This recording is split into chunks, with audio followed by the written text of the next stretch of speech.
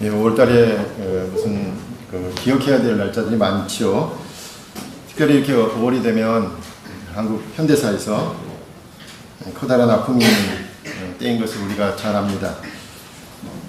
어떻게 보면 지금은 젊은 사람들이 볼 때는 오래돼가지고 지금 털털한 냄새가 난다 그러는 그 민주주의라는 말, 또 정의라는 말들, 그 말들을 실현시키려다가 희생을 당한 사람들이 많이 있는 때입니다.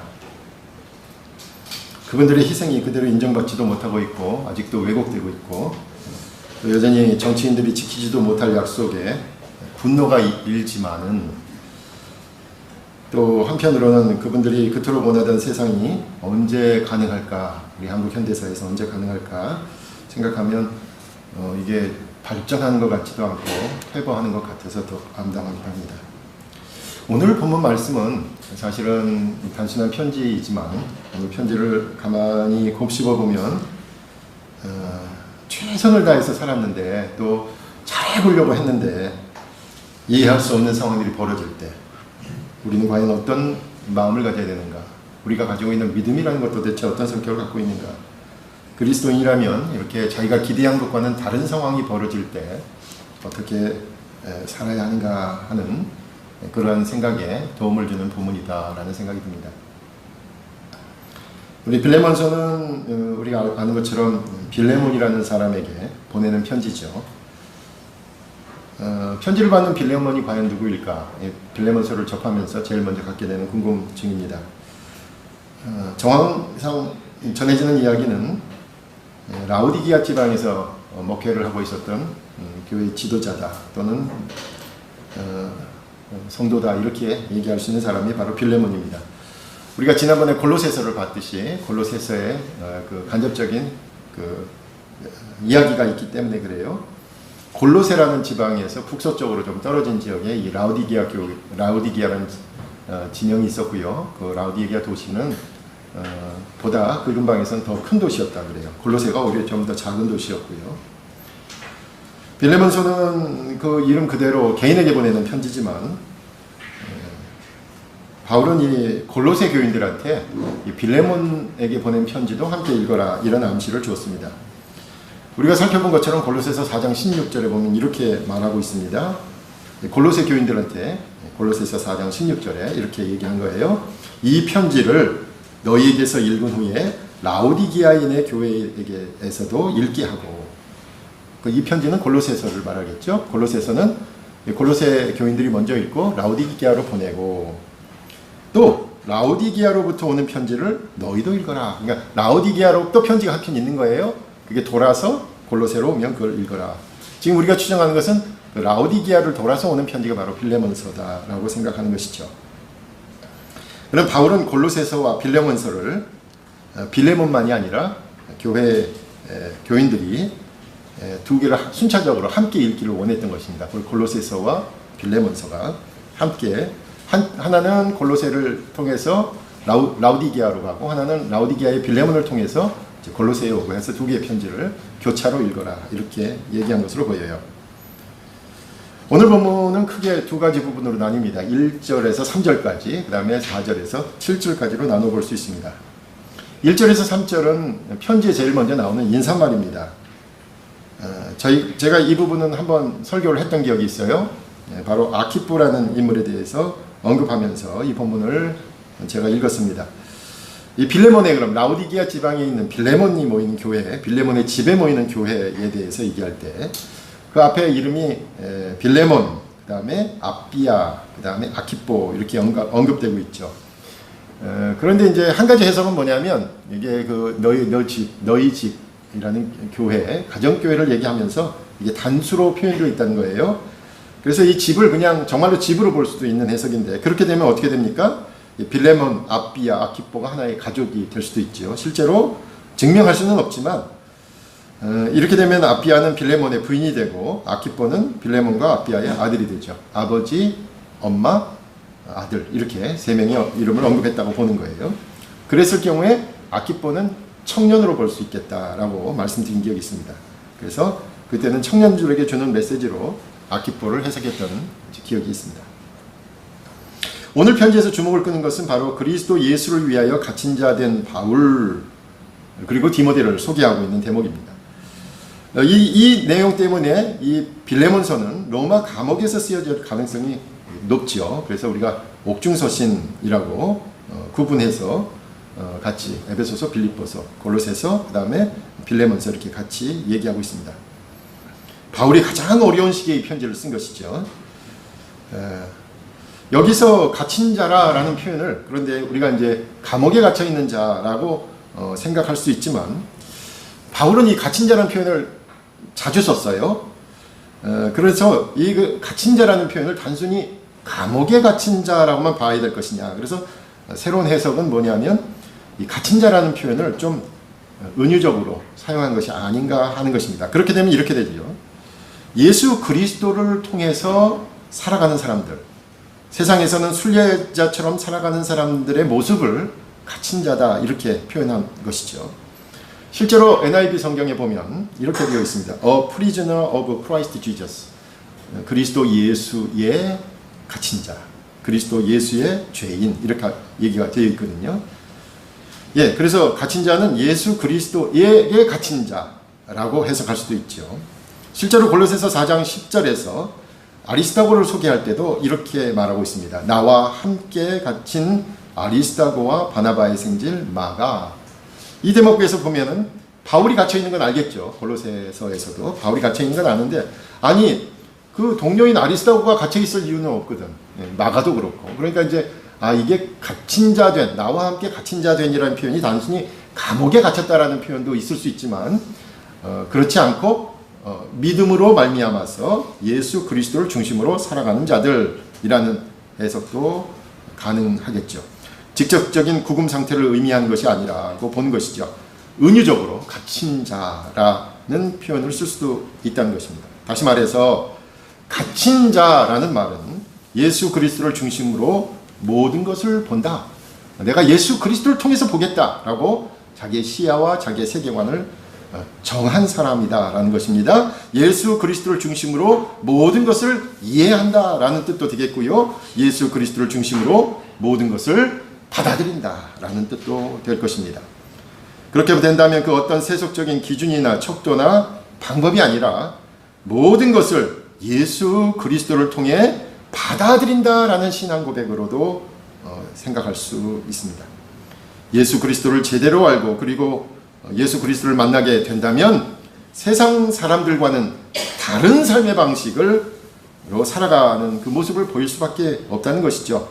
그래서 다른 사람들과는 다른, 세상 사람들과는 다른, 세속적인 사람들과는 다른 의미에서 갇힌 자다라고 말할 수 있습니다.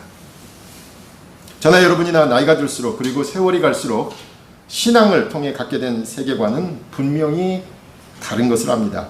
예수 그리스도를 통해서 모든 것을 해석하고 그분의 삶을 따르려고 하는 모습입니다. 그래서 다른 사람들의 눈에는 분명히 우리가 갇힌 자로 보일 수도 있을 거예요. 다른 사람들도.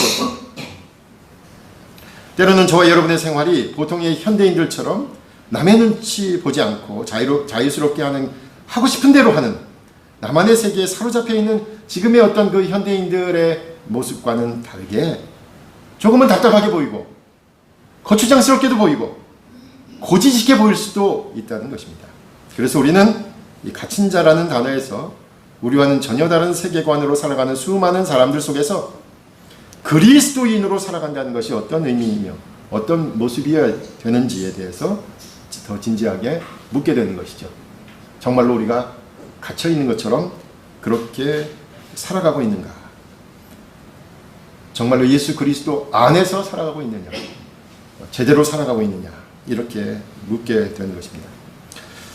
갇힌 자와 유사한 은유적인 표현이 2절에서도 보입니다. 병사된 자, 갇힌 자, 병사된 자, 병사된 이라는 단어가 보이죠. 이건 아키포를 설명하면서 병사된이라는 말을 사용했습니다. 바울은 아마도 감옥에 갇히면서 자기를 지키고 있고 자기를 지금 감찰하고 있는 그 군사들의 영감을 받아서 그랬겠지만은 자주 이 군사 용어를 은유적으로 썼습니다. 빌립보서 2장 25절에서 에바브로디도를 소개하면서 바로 아키포에게 표현한 말을 썼습니다. 군사된 여기서 병사된, 군사된 에바브로디도라고 얘기하고 있고요. 또 우리가 잘 아는 본문들 있죠. 에베소서 6장 10절에는 전신갑주를 입어라. 그래서 투구에서부터 뭐 검, 신발 이런 이야기를 하고 있습니다. 전신갑주, 군사용어입니다. 고린도 후서 10장 3절에서도 이렇게 표현했습니다. 우리의 무기는 육신에 속한 것이 아니지만 견고한 진지와 요새를 무너뜨리는 하나님의 능력이다.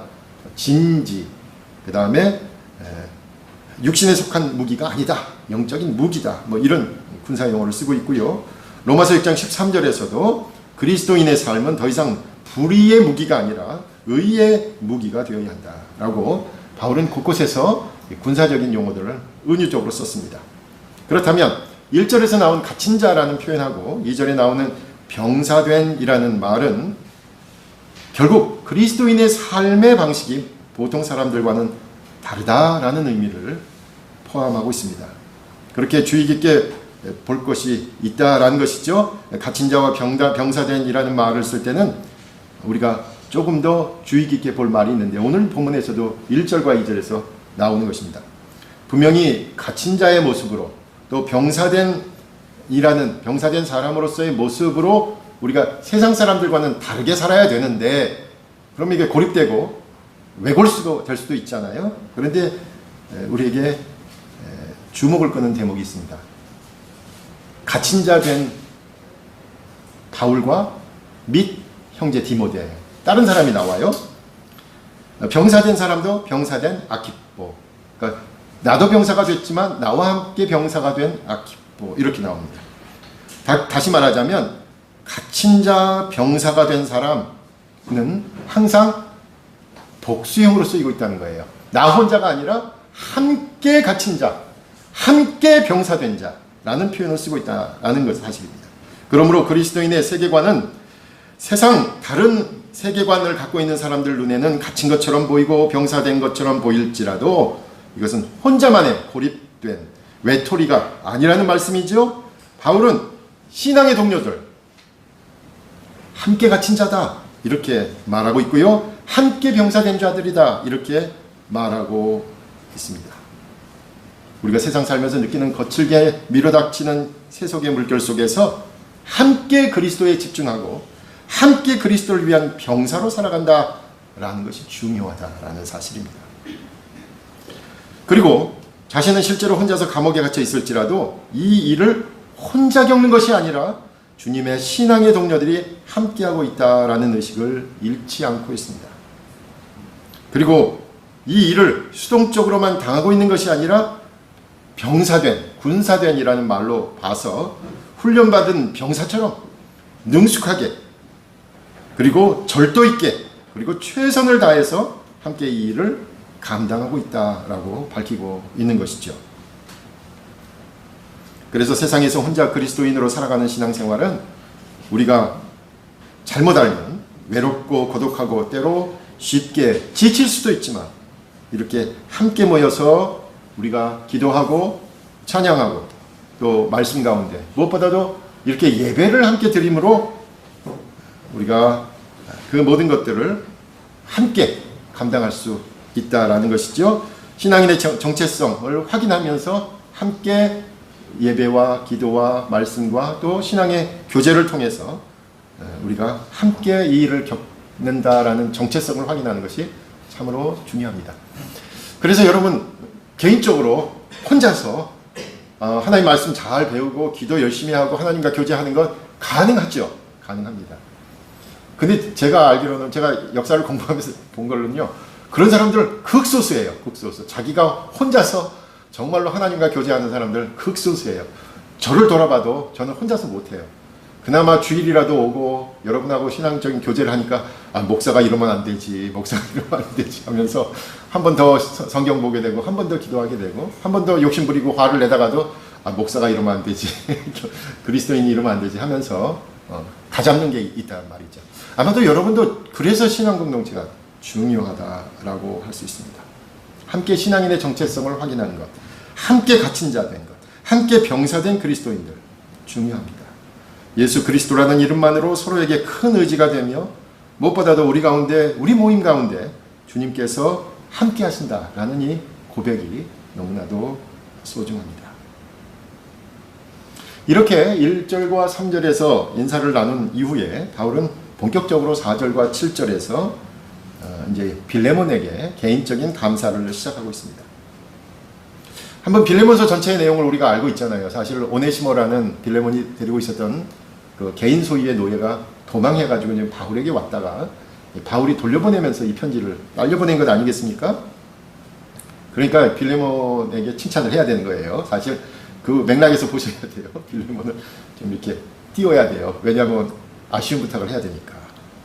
그런 맥락에서 4절과 7절은 빌레몬에게 대한 개인적인 감사의 내용을 담고 있습니다. 앞에서 말한 것처럼 예수 그리스도를 통해 세상과는 분명하게 구별되는 삶을 강조하면서 이제 구체적으로 그 빌레몬에게서는 무엇으로 볼 수 있냐면 바로 믿음과 사랑. 빌레몬에게서 나타나는 믿음과 사랑이다라고 설명하고 있습니다. 4절은 감사하고 기쁘다라는 내용이고 5절에 그 구체적인 내용이 나옵니다. 주 예수와 및 모든 성도에 대한 내 사랑과 믿음이 있음을 들으니 라고 5절에서 얘기하고 있어요. 사랑과 믿음 이렇게 얘기하고 있습니다. 그리고 6절은 이 믿음에 대해서 빌레몬이 가지고 있는 믿음에 대해서 6절에서 설명하고 있고 7절은 사랑에 대해서 설명하고 있어요. 그래서 5절에서는 빌레몬에게 당신이 사랑과 믿음, 순서가 사랑과 믿음으로 되어 있죠. 사랑과 믿음이 뛰어나다고 해서 얘기하는 것입니다. 6절은 당신의 믿음은, 7절은 당신의 사랑은 이렇게 설명하고 있는 거죠. 그렇다면 바로 그리스도인으로서 갇힌 자 된, 또 병사된 모습으로서 빌레몬의 모습은 믿음과 사랑이 나타나는 것인데 그럼 그 믿음과 사랑이 도대체 어떤 성격인가에 대해서 얘기할 수 있습니다. 우리가 바울 서신 볼 때 제일 많이 등장하는 게 세 가지 내용이잖아. 믿음, 소망, 사랑 뭐 이런데 오늘 본문은 특별히 믿음과 사랑, 사랑과 믿음에 대해서 빌레몬에게 얘기하면서 우리 그리스도인들이 바로 이 믿음과 사랑, 사랑과 믿음을 어떻게 실천할 수 있는지에 대해서 예로 보이고 있습니다. 첫 번째는 믿음에 대한 것이죠. 말씀드린 대로 6절이 바로 믿음에 대한 내용입니다. 6절 이렇게 얘기되어 있죠. 이로써 내 믿음의 교제가 우리 가운데 있는 선을 알게 하고 그리스도께 이르도록 역사합니다. 본문이 좀 복잡해서 좀 해석이 좀 필요하고 좀 설명이 필요한데요. 빌레몬을 위해서 그렇게 기도하고 있다. 이렇게 되도록 하길 원한다. 빌레몬 당신의 믿음이 이렇게까지 성장하길 원한다. 라는 내용입니다. 내가 지금 빌레몬 당신을 위해서 기도하고 있는데 그 기도의 내용이 무엇이냐 하면 빌레몬 당신이 믿음의 교제를 통해서 결국은 그리스도 안에 있는 모든 선한 것을 완전히 이해하게 되기를 바란다 라고 기도하고 있다는 거예요. 우선 알 수 있는 것은 바로 이 믿음은 우리가 아는 것처럼 예수 그리스도를 향하는 것이다 라고 생각할 수 있겠죠. 믿음은 그 단어 자체가 충성심 또 신실함이란 뜻이니까 누구에게 대해 충성하고 누구에게 신실한가 라는 내용이니까 대상은 예수 그리스도에 대한 믿음이다 라고 우선 얘기할 수 있습니다. 제일 먼저 예수 그리스도를 하나님의 아들로 믿었지요. 우리를 구원하신 구세자로 받아들였고 우리에게 생긴 그 믿음은 결국 혼자만이 아니라 우리 신앙 공동체의 서로의 교제를 통해서 성장한다라는 것입니다. 그러니까 믿음이 자라야 되는 거예요. 지극히 개인적인 믿음인 것 같지만 함께 모여서 우리가 성경 읽고 말씀을 나눌 때에 이 공동체의 영역으로 확장되고요. 그리고 낮은 단계에 있다가 또 높은 단계로 성경에서는 여러 가지 비유가 있습니다. 그렇죠? 그래서 발목까지, 무릎까지, 가슴까지 헤엄칠 정도의 에스겔 환상에서는 그렇게도 해석이 되고요. 또 어린아이의 신앙에서 성숙한 신앙으로 나아간다. 믿음은 성장하는 것에 대한 이야기들을 강조하고 있습니다.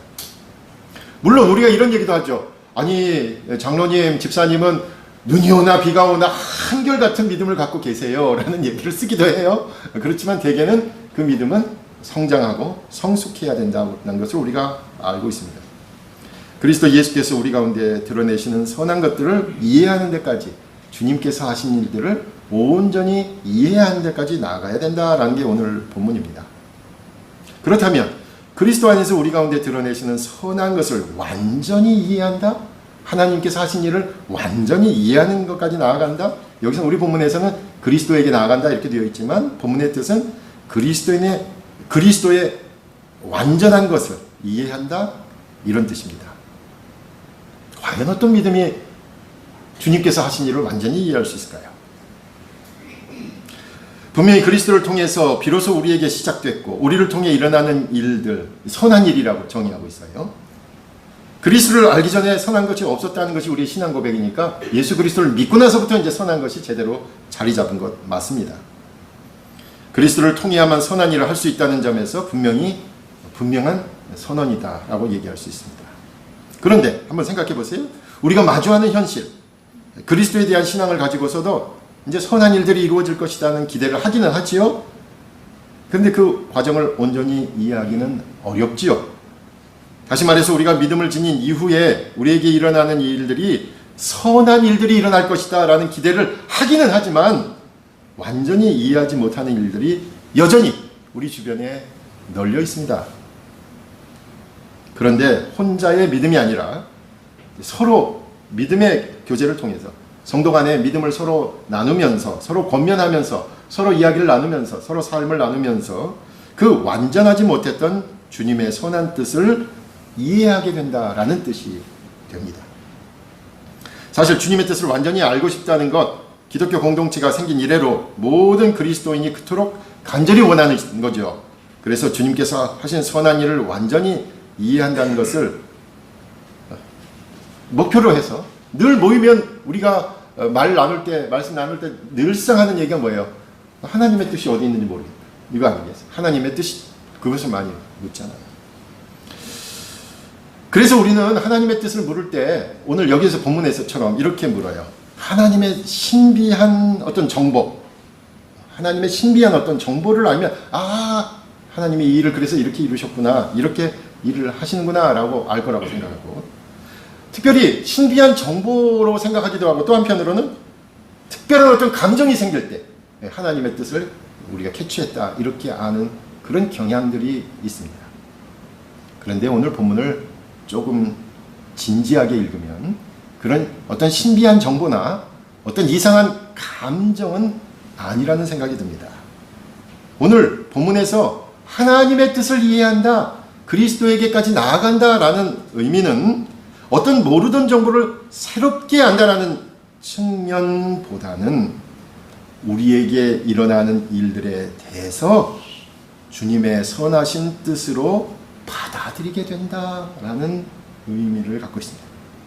지금 일어나는 일들이 주님의 선한 일일 것이다 라고 받아들이고 수긍하고 인정하게 된다라는 의미입니다. 우리는 믿음을 갖고 최선을 다해 여러분의 맡은 바 일들에 임하고 또 그렇게 살아왔습니다.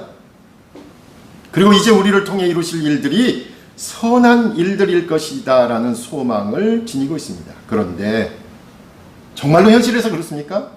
현실에서 우리가 기대하는 일들은 꼭 그렇게 이루어지지 않지요. 어떤 때는 도저히 받아들일 수 없는 일들이 일어납니다. 때로는 오히려 세속적인 사람들의 방식으로 살았다면, 아예 그렇게 즐겼다면, 아예 그렇게 의도했다면 일이 막혔을 때 내가 잘못했구나 깨우칠 수도 있는데, 실제로는 그렇지 않고 나름 최선을 다해서 믿음 안에서 그리스도인으로 산다고 했는데 전혀 기대하지 않은 방식으로 일들이 진행될 때 정말로 혼란스럽습니다. 때로는 아주 절망적입니다. 도무지 개선되는 것 같지도 않습니다. 이럴 때 주님의 선한 뜻이 도대체 어디에 있는 걸까요? 도대체 최선을 다해 살았는데, 믿음 가운데 행동했는데 그 결과가 전혀 예상하지 못한 대로 나왔을 때, 바로 본문에서는 빌레몬을 통해서 신앙 공동체 안에서 구현된 믿음, 바로 지금은 이해할 수 없지만, 지금은 거부하고 싶지만, 지금은 용납할 수 없지만 궁극적으로 주님께서 선한 의지를 이루어가고 있다라는 그 시각을 의미하는 것입니다. 그래서 내가 최선을 다해서 임한 일들의 그 궁극에는 우리 주님께서 선하게 인도하실 것이다 라는 그 믿음을 말하는 것입니다. 그래서 선한 것을 온전히 이해하는 것은 지식이나 지혜의 차원이 아니지요. 오히려 의지의 차원이다 라고 말할 수 있습니다. 도저히 받아들일 수 없는 그 상황에서 주님에게 신뢰를 둔 것입니다. 논리적으로 알아서가 아닙니다. 감정적으로 이해가 되어서도 아닙니다. 이 모든 것은 지금은 도저히 이해할 수 없지만, 그래서 당연히 거부해야 하겠지만 주님의 뜻으로 받아들이고 묵묵히 살아내는 그 모습을 성숙한 믿음이다 라고 얘기하고 있습니다. 두 번째 단어는 사랑이라는 단어입니다. 7절에 나옵니다. 형제여, 성도들의 마음이 너로 말미암아 평안을 얻었으니 내가 너의 사랑으로 많은 기쁨과 위로를 받았노라. 그러니까 맨 마지막에 내가 너의라고 해 바울이 그렇게 이제 기쁨과 위로를 얻었다라는 뜻이죠. 사랑은 특별히 성도들 사이에서 개념으로 사용하고 있어요. 아까 믿음은 예수 그리스도가 대상이라면 이 사랑은 성도들 사이의 관계를 설명하고 있습니다. 빌레몬의 사랑에 대해서 듣고 바울은 기쁨과 위로를 얻었다는 것이고요. 이 기쁨과 위로는 바울의 마음이었던 것이고요. 멀리 감옥에 있으면서 빌레몬의 소식을 들으니까 기쁘기도 하고 복음으로 권면한 것이 열매를 맺는 것 같아서 위로가 된다. 이 바울의 표현입니다. 바울의 감정입니다. 그런데 이 빌레몬의 사랑이 신앙 공동체 안에서 일으키는 파장을 살펴볼 필요가 있습니다. 그것은 바로 7절에 나오는 것처럼 성도들이 평안함을 얻었다. 빌레몬 당신의 사랑의 그 모습이 사람들에게 평안함을 주었다. 이런 뜻입니다. 그런데 이 평안함을 주었다라는 뜻은요, 원어의 뜻은 이거에 가까워요. 새롭게 환기시켰다. 빌레몬의 사랑을 통해서 신앙인들이, 다른 그리스도인들의 마음이 새롭게 되었다라는 뜻입니다. 그러니까 빌레몬이 사랑하는 행동을 보면서 다른 사람들이 이렇게 느낀 거죠. 아니, 사랑 얘기는 하지만 그렇게까지 사랑의 행동을 할 수 있었을까? 대단한 사람이네. 그렇게까지 사랑하는 사람이 있을 수 있었을까? 빌레몬을 보면서 그렇게 생각한다는 거죠. 그렇게까지 자신을 희생하고 남을 위하는 사람이 있었던 것일까? 과연 빌레몬 대단하네. 이렇게 해서 주변 사람들의 주의를 환기시킨다. 이런 뜻입니다. 빌레몬이 다른 사람들에게 새로운 도전을 주는 사랑을 보였다라는 것이죠. 우리 그렇잖아요. 사랑한다 그러면서 어느 정도 암묵적으로 테두리를 거놓지 않습니까? 그런데 이 빌레몬의 사랑의 행동은 되게 상식이나 또 정서적으로나 관례적으로 정해놓은 그 적정선을 넘어섰다라는 뜻이죠. 보통 사람은 그렇게까지 안 한다는 겁니다. 아니, 믿음이 있는 그리스도인들 대부분도 그렇게까지는 하지 않는데 바로 그 일을 빌레몬이 했다. 이런 뜻입니다. 바울은 특별히 7절에서 빌레몬을 형제여 라고 부르면서 개인적으로 아주 친숙하게 얘기하죠.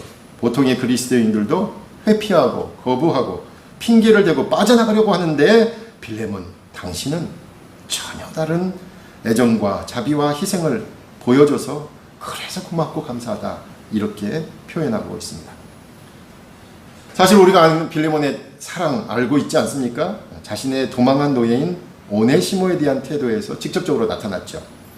당시의 관례로 자기의 노예가 도망가면 우리 드라마에서도 보는 것처럼 추노를 고용해가지고 쫓아가라 이렇게 할 거 아니겠습니까?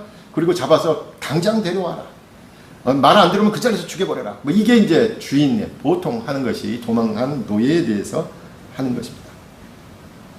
자신의 노예를 그렇게까지 할 수도 있단 말이에요. 그 당시 노예는 사실 인간이 아니었거든요. 사람으로 대우하지 않았습니다. 도구가 있고, 그 당시 로마 사람들의 이 카테고리에 뭐가 있냐면요. 도구가 있고, 그 다음에 말 못하는 짐승이 있고요. 내 재산으로. 노예는 뭐냐면은 말을 할 줄 아는 짐승입니다. 말을 할 줄 아는 짐승. 내 소유입니다. 이렇게 생각하고 있었고, 전혀 인간은 아니라고 생각했었는데, 빌레몬은 그 오네시모를 신앙의 동료로 정당하게 인정하게 되죠. 이게 우리가 생각하면 시대를 앞서가는 이게 어떤 인격과 또 인권에 대한 생각을 갖고 있었다라는 생각으로 그냥 이렇게 넘어갈 수 있지만 이거는 단순히 어떤 시대를 앞서가는 어떤 인권에 대한 의식의 문제가 아니라요. 인간이 아닌 자를 인간으로 이해하는 겁니다. 인간이 아닌 자를 인간으로 받아들이는 것이고 더군다나 신앙의 동료로 받아들이는 것입니다. 빌레몬에게서의 사랑은 단지 구호가 아니었습니다. 자신의 가장 소중한 것을 포기하면서까지 진정한 인간애를 발휘하고 있었던 거죠. 당시 사람들은 인간으로 여기지도 않았던 그 노예를 인간으로 바라보고 인간으로 대우하고 인간으로 관계를 가졌던 바로 그 모습에서 주위에 감동을 주고 주위에 도전을 줬고 주위 사람들을 그 주위를 환기시켰다, 이런 뜻이 됩니다. 그렇다면 저와 여러분의 사랑도 분명히 단순한 구호에 머물러서는 안 되겠지요. 예수 그리스도에 대한 믿음, 이 믿음은 바로 그분이 사랑하셨던 인간에 대한 연민과 애정과 사랑으로 표현되어야 합니다. 빌레몬처럼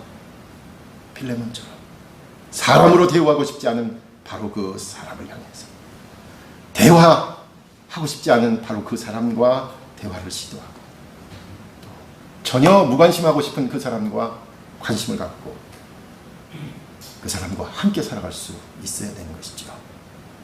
도저히 함께하고 싶지 않은 바로 그 사람을 향한 마음을 극복하는 것이 필요합니다. 도저히 말도 섞고 싶지 않은 바로 그 사람을 향해서 대화를 시도하는 것이 필요합니다. 빌레몬이 그랬잖아요. 사람으로 여기고 싶지 않은 그 오네시모를 향해서 사람으로, 신앙의 동료로 인정했잖아요.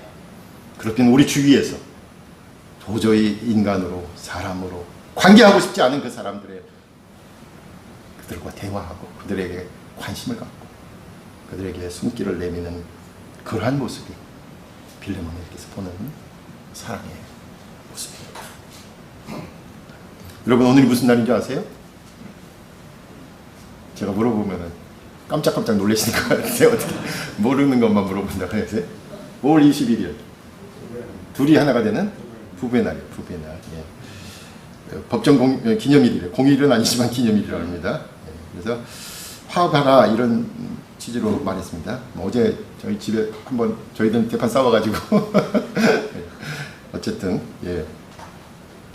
지금은 이제 미혼이 많이 있고 또 여러 형태의 가정들이 있어서 이걸 그대로 지킨다라는 것은 어려울 것 같아요.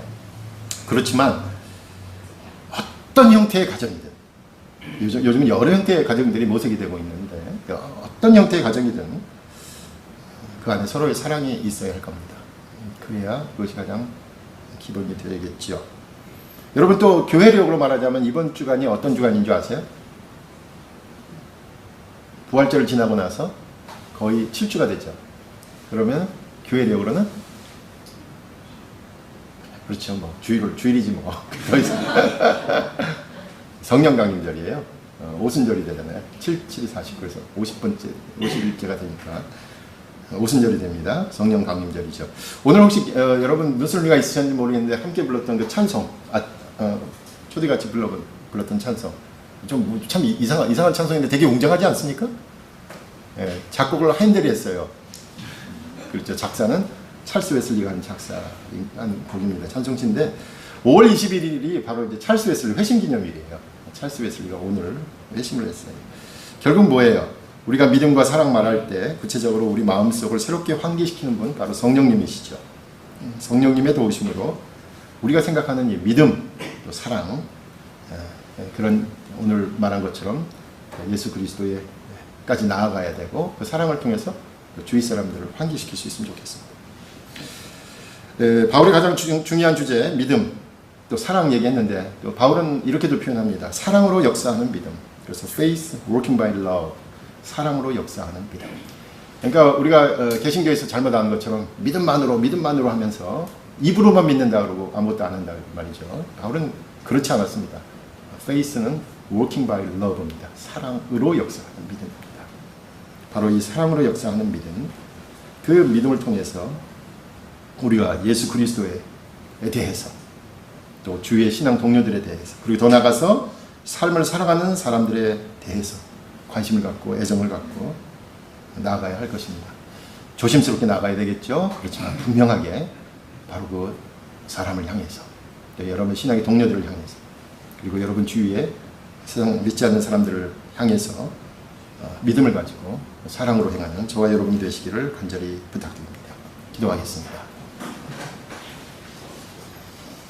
아버지 하나님, 오늘 빌레몬서를 통하여 우리 그리스도인으로서 믿음과 사랑의 모습을 그려볼 수 있도록 인도하시니 감사합니다.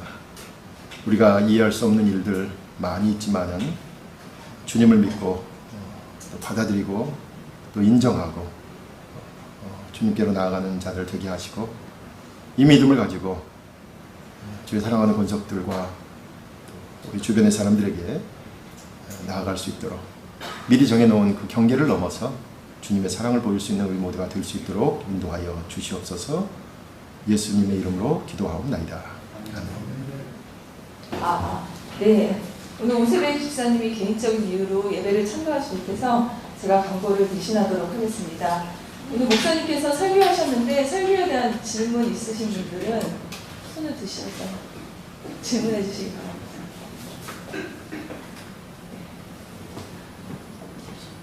없는 걸로 생각하고, 오늘은 언더 북클럽 오락가락이 있습니다. 함께 읽은 책은 셜록 페미니즘이었고요. 오늘 이제 오후에 같이 진행하니까 여러분들 많이 참가해 주셨으면 좋겠습니다.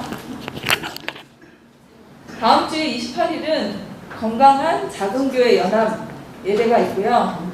연합 예배로 드려집니다. 장소는 언덕교회이고 여러 교회가 함께 참가 예배를 드리니 일찍 나와서 예배와 성찬을 준비해 주시기 바랍니다. 다음 주일 오후에는 사회봉사가 서울역 드림시티에서 있습니다. 주간 구역은 시너지 구역이고요. 그리고 언덕 공동체 나눔 기금이 마련되어 있으니까 여기 나와 있는 대로 월 50만 원 최대 3회 지급하니까 이렇게 여러분들 참고하셨으면 좋겠고요. 그리고 언덕 청년 기금도 마련되어 있으니까는 이거는 이제 오세백 집사님이라든가 김현 목사님에게 신청하시기 바랍니다. 6번째 주간 기도로는 우리가 기도했던 대로 한금수 권사님, 홍현순 권사님, 김태성 장로님, 박정식 성도, 그리고 박유철 성도 등의 건강을 위해서 기도해 주시기 바랍니다. 다음은 식사에 앞서서 뭐 또 다른 광고 있을까요? 그러면은 날마다 우리에게 찬양하고 노래를 하고 식사하도록 하겠습니다.